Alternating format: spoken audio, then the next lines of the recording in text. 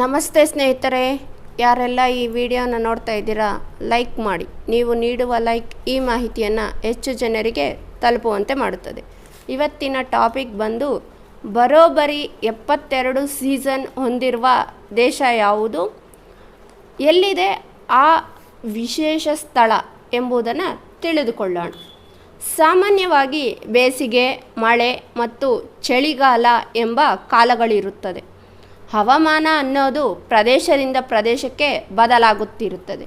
ಇಂದು ನಾವು ತಿಳಿದುಕೊಳ್ಳುವ ದೇಶದಲ್ಲಿ 72 ಋತುಗಳನ್ನು ಹೊಂದಿದೆ. ಅದು ಹೇಗೆ ಅನ್ನುವುದನ್ನು ನೋಡೋಣ ಬನ್ನಿ. ಪ್ರಪಂಚದ ಅನೇಕ ದೇಶಗಳಲ್ಲಿ ಬೇಸಿಗೆ, ಮಳೆಗಾಲ ಮತ್ತು ಚಳಿಗಾಲ ಎಂದು 3 ಋತುಗಳೆಂದು ಹೇಳಲಾಗುತ್ತದೆ. ಈ ಬದಲಾವಣೆಗಳು ಭೌಗೋಳಿಕ ಪರಿಸ್ಥಿತಿಗಳಿಗೆ ಅನುಗುಣವಾಗಿ ತಿಂಗಳುಗಳ ಅವಧಿಯಲ್ಲಿ ನಡೆಯುತ್ತದೆ. ಅದೇ ಸಮಯದಲ್ಲಿ ಋತುಗಳು ತಮ್ಮದೇ ಆದ ತಿಂಗಳುಗಳನ್ನು ಹೊಂದಿವೆ. ಈ ಕಾಲಗಳು ಒಂದಾದ ನಂತರ ಮತ್ತೊಂದರಂತೆ ಬರುತ್ತಿರುತ್ತವೆ. ಭಾರತದಲ್ಲಿ ವಸಂತ, ಗ್ರೀಷ್ಮ, ವರ್ಷ, ಶರद, ಹೇಮಂತ ಮತ್ತು ಶಿಶಿರ ಎಂಬ 6 ಋತುಗಳಿವೆ. ಆದರೆ ಕೆಲವು ದೇಶಗಳಲ್ಲಿ ಋತುಗಳು ಬಹಳ ದೀರ್ಘವಾಗಿರುತ್ತವೆ. ಋತುಗಳು ಸಮಯ ದೇಶದಿಂದ ದೇಶಕ್ಕೆ ಬದಲಾಗುತ್ತಿರುತ್ತದೆ. ಮೊದಲು ನೆರೆಯ ದೇಶವಾದ ಚೀನಾದ ಬಗ್ಗೆ ತಿಳಿದುಕೊಳ್ಳೋಣ. ಚೀನಾದಲ್ಲಿ ಬರೋಬ್ಬರಿ 24 ಋತುಗಳಿವೆ. ಇದರ ಹೊರತಾಗಿಯೂ ಈ ದೇಶ ಬರೋಬ್ಬರಿ 72 ಋತುಗಳನ್ನು ಹೊಂದಿದೆ ಎಂದರೆ ನಂಬಲೇಬೇಕು. ಈ ದೇಶದಲ್ಲಿ ಹವಾಮಾನ ಬಹಳ ವೇಗವಾಗಿ ಬದಲಾಗುತ್ತಿರುತ್ತದೆ. ತಾಂತ್ರಿಕ ವ್ಯವಸ್ಥೆಯಿಂದ ವಿಶ್ವದಲ್ಲಿಯೇ ಹೆಸರುವಾಸಿಯಾಗಿರೋ ದೇಶ ಅಂದರೆ ಅದು ಜಪಾನ್. ಈ ದೇಶದ ಹವಾಮಾನವು ಪದೇ ಪದೇ ಬದಲಾಗುತ್ತಿರುತ್ತದೆ. ಜಪಾನ್ ದೇಶದ ಪ್ರಕಾರ ಇಲ್ಲಿ 4 ಋತುಗಳಿವೆ. ಪ್ರತಿಯೊಂದು ಋತುವನ್ನು 6 ಭಾಗಗಳಾಗಿ ವಿಂಗಡಿಸಲಾಗುತ್ತದೆ. ಇದನ್ನು ಜಪಾನಿಯರು 24 ಸೆಕ್ಕಿ ಎಂದು ಕರೆಯುತ್ತಾರೆ.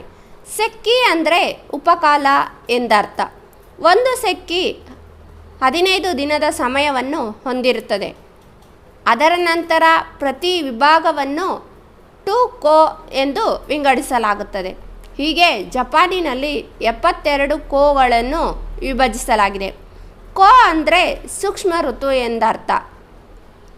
ಹೀಗೆ ವರ್ಷದ 365 ದಿನಗಳನ್ನು ಪ್ರತ್ಯೇಕವಾಗಿ ವಿಂಗಡಿಸಲಾಗುತ್ತದೆ.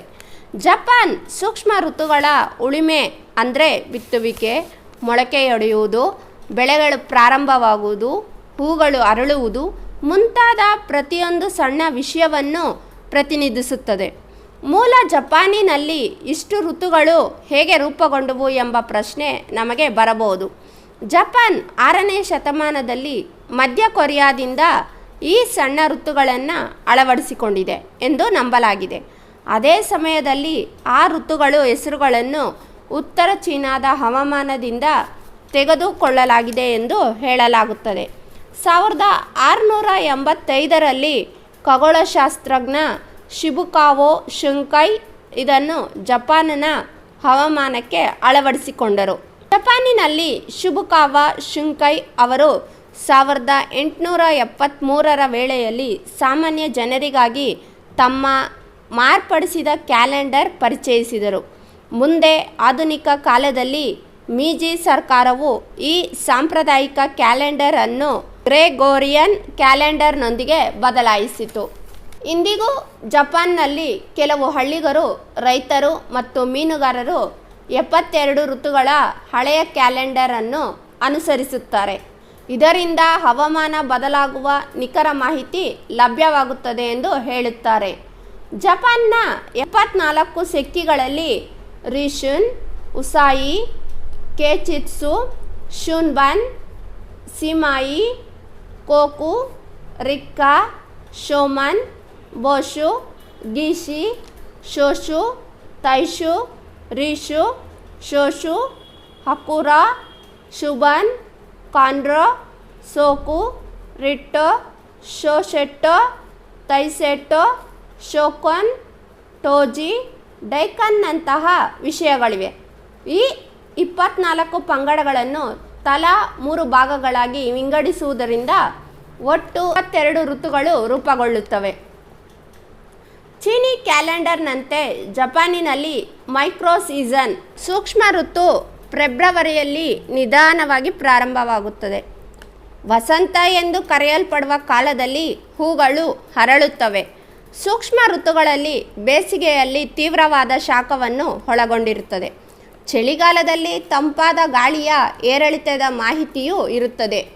ಮೈಕ್ರೋ ಸೀಸನ್ ಪ್ರಕಾರ ನವೆಂಬರ್ ಅತ್ಯಂತ ಹಿಮಭರಿತ ತಿಂಗಳು.